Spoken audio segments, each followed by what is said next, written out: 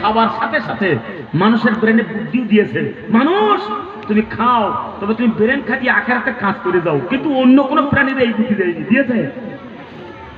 গরুর খেতে দেবেন, শুধু খেয়েই যাবে। ছাগলের খেতে দেবেন, খেয়েই যাবে, খাওয়া বন্ধ হবে না। একজন বাচ্চাটা ছাগল পুষেছে, বুঝলেন? একটা লেকচার ছোট করে উদাহরণ না দিলে নয়। ছাগল পুষেছে বাচ্চা, ছাগল পোষার পরে বলতে, যে আমার এই ছাগলের পেট ফুলাতে পারবে আমি কালকে তার 300 দিরহাম পুরস্কার দেব, যদি এক পেট ফুলাতে পারে। একজন বলছে, মাদামশাই কি আর বলেন, যখন তখন পেট ফুলিয়ে ফেলবো।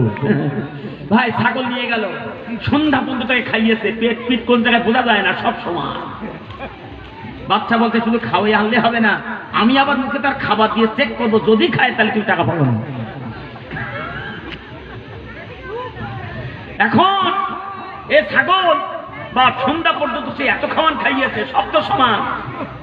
বাচ্চার কাছে যে এসেছে, বাচ্চা ঘর থেকে বের করতে, দা খাবার দে, দেখ খাই কিনা।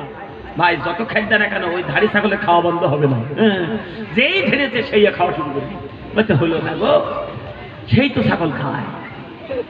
আল্লাহু আকবার। একজন বুদ্ধিমান মানুষ সে বলছে, রাজামশাই আপনার ছাগল আজকের আমি নিয়ে যাবো, ওরে আমি ইনশাল্লাহ খেতে দেবো, কালকে আপনার টাকা গুছিয়ে রাখেন, দিয়ে দিতে হবে কিন্তু আমার।